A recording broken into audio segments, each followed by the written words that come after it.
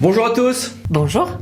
bienvenue pour nos vidéos criminels Lando Associés. Regardons ensemble ce nouveau régime de tiers-financement de la rénovation énergétique des bâtiments publics. Les bâtiments publics de l'État et des collectivités territoriales représentent 380 millions de mètres carrés, soit 37% du parc tertiaire national et 76% de la consommation énergétique de communes. Dès 2009, lors de la loi Grenelle 1, le législateur a signé des objectifs ambitieux de consommation énergétique, de réduction de la consommation énergétique, et ceci a été rehaussé avec la loi Elan de 2018. La rénovation énergétique des bâtiments publics a ensuite été une priorité du plan de relance, 4 milliards d'euros quand même. Cependant, le financement de ces ouvrages et de ces rénovations reste difficile, les montages juridiques lents et contraignants. À l'époque des premières générations des contrats de partenariat, avant les actuels marchés de partenariat, les PPP, on avait la possibilité d'étaler le financement et donc y compris le temps que se fassent des économies d'énergie ou autres. Et l'idée était bien celle-ci. C'est que celui qui allait prendre des engagements sur la consommation énergétique, sur tel ou tel critère de performance, allait pouvoir ensuite, par exemple, payer la facture d'électricité et autres. Sauf qu'on est sur des montages qui, par l'externalisation de la dette, pouvaient conduire à des bonnes solutions ou des mauvaises selon comment c'était piloté. Ceci a été renié. Donc quand on fait une DSP, on peut aujourd'hui inclure ce genre d'éléments, mais pas quand on est sur autre chose qu'une externalisation du service public, donc quand on est en marché. On a plein d'outils là-dessus. Oui, plein d'outils. Il y a la concession, notamment en délégation de service public, mais c'est pas toujours possible. Il y a les marchés des conception-réalisation, les marchés publics globaux des performances, les marchés globaux sectoriels et les marchés des partenariats, voilà, anciens PPP, comme Eric vient de vous le dire. Et pour choisir dans cette caisse à outils, il faut faire appel à des spécialistes. Et puis, une loi nouvelle vient de sortir, d'origine parlementaire, du 30 mars 2023. Son petit nom, c'est « Visant à ouvrir le tiers-financement à l'État, établissements publics, collectivités territoriales, pour favoriser des travaux de rénovation énergétique ». Le mécanisme de tiers-financement consiste à inclure un tiers dans le portage financier d'une rénovation énergétique de bâtiments dans le cadre d'une offre complète. Alors c'est le tiers qui réalise l'investissement, contrairement à ce qui se passait classiquement dans les contrats au marché de partenariat, il peut faire du coup une partie de cet investissement, sans être gestionnaire de l'ensemble de toute partie de l'édifice. Et le bénéficiaire des travaux lui rembourse l'avance et les intérêts associés à compter de la date de livraison des travaux. De ce point de vue-là, c'est pas si nouveau que ça, mais ça va faciliter. Voilà, le tiers-financement peut faciliter le déclenchement de la décision de réaliser les travaux de performance énergétique dans des temps aujourd'hui qui sont durs pour le budget, comme on le sait, des personnes publiques. Le code de la commande publique interdisait, et sauf ce régime-là, et sauf dans certains cas, l'interdit toujours, le paiement différé. Alors que là, on a une clause de préfinancement. Voilà, une clause de préfinancement réservée au CCP, au marché de partenariat, qui s'avère strictement encadrée. Alors, décortiquons les éléments de ce nouveau régime. On a l'article 1er qui instaure à titre expérimental pour 5 ans un nouvel outil juridique permettant aux co-contractants publics de différer le paiement des travaux, l'investissement financier initial reposant sur un tiers. Donc on a un tiers investisseur comme en marché ou contrat de partenariat et on va différer le paiement en fait pour étaler le paiement sur le moment où on aura la récupération des baisses de coûts énergétiques. Il s'agit d'une dérogation bien explicite au droit de la commande publique. Bien sûr, le code de la commande publique, comme on vous l'a déjà dit, interdit aussi bien le paiement différé que de faire reposer la rémunération de la phase des travaux sur la phase d'exploitation. Ça, on le sait depuis plusieurs années.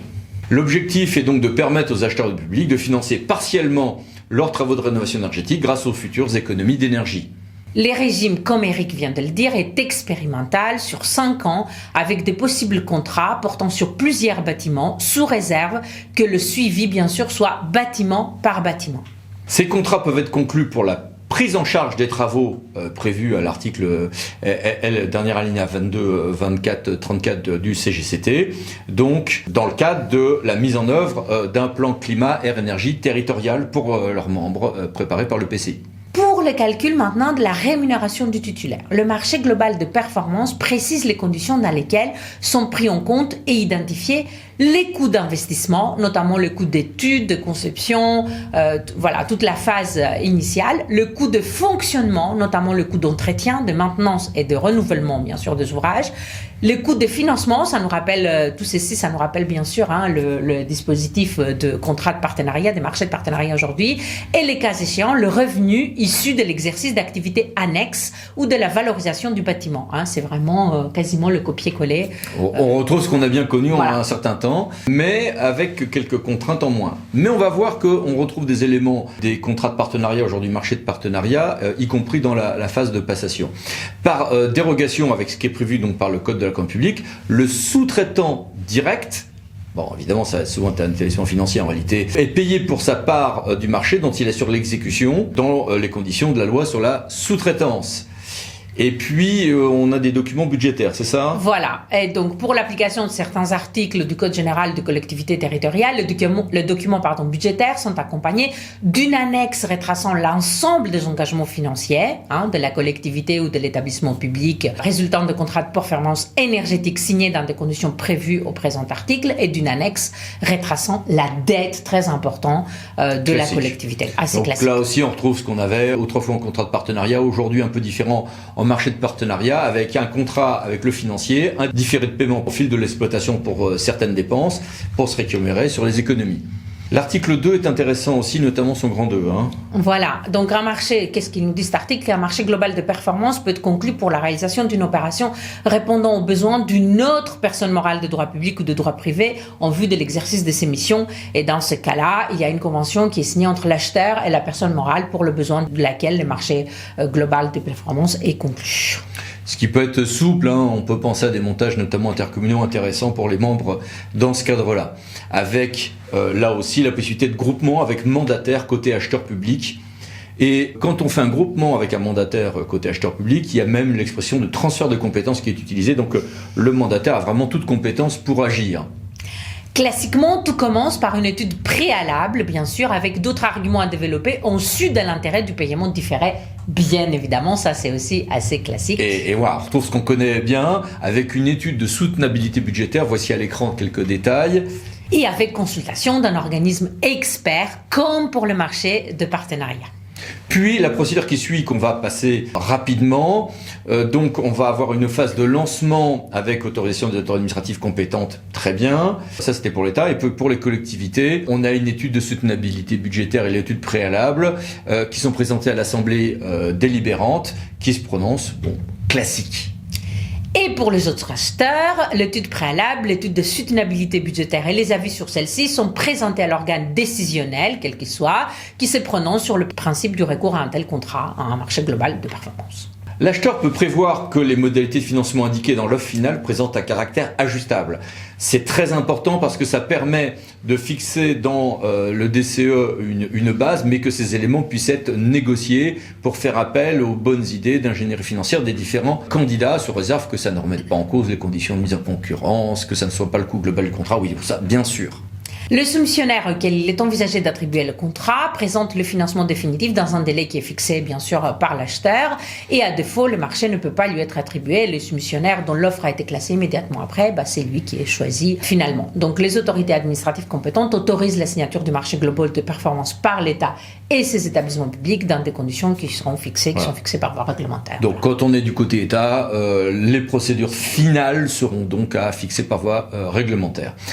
Si on est côté territorial, on repasse devant l'Assemblée délibérante pour autoriser la signature du contrat. Et pareil pour les autres acheteurs publics, on repasse par l'organe décisionnel. On peut penser aux universités, aux hôpitaux, bien sûr.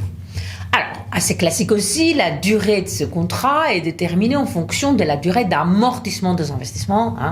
Plus classique, ça n'existe pas. Ou de modalités, bien sûr, de financement retenues.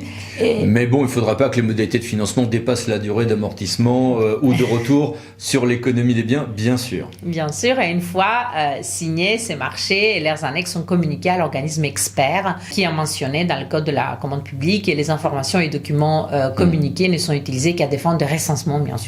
Donc l'organisme expert, on rappelle, c'est la même chose que celui qui intervient en marché de partenariat, par exemple. Et puis en cas d'annulation de résiliation, eh bien le titulaire peut prétendre à l'indemnisation des dépenses qu'il a engagées classiques pour préparer son contrat, ce qui est quand même assez logique, mais peut conduire à des contentieux amusants. Et puis il y a des questions de modalité d'indemnisation qui peuvent être prévues dans le contrat, c'est ça? Voilà, c'est ça. Lorsqu'une clause du marché global fixe des performances fixes les modalités d'indemnisation du titulaire, en cas d'annulation ou de résiliation du contrat, elle est réputée divisible des autres stipulations du contrat, ce qui est bien. Voilà, on peut avoir une annulation du marché et néanmoins indemniser sur la base de ce qui était convenu, ce qui est d'ailleurs conforme à l'évolution la plus récente de la jurisprudence. Et c'est compatible avec une cession d'AII, donc cession de créances du code monétaire et financier. Quelques conseils?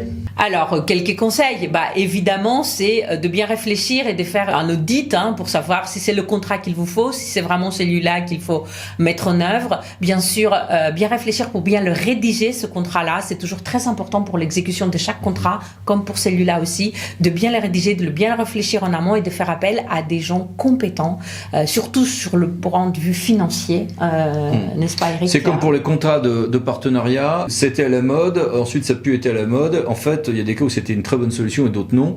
Simplement, ça dépend du service public dont nous parlons. Découper les clauses financières du service public ou l'activité qui va s'y exercer est une excellente chose pour certaines collectivités, pas pour d'autres, selon la taille. C'est des contrats durs à piloter, donc qui sont rarement adaptés pour des structures très petites. Les questions financières sont importantes et les montages financiers sont différents. Est-ce que l'établissement financier va être un des soumissionnaires et on peut prévoir dans les contrats des résiliations partielles, par exemple, ou pas? Est-ce qu'on va avoir une externalisation de certains éléments également d'économie, mais également parfois d'emprunt avec des cristallisations de taux? À quel moment, dans quelles conditions? Ce sont des questions financières tout à fait importantes.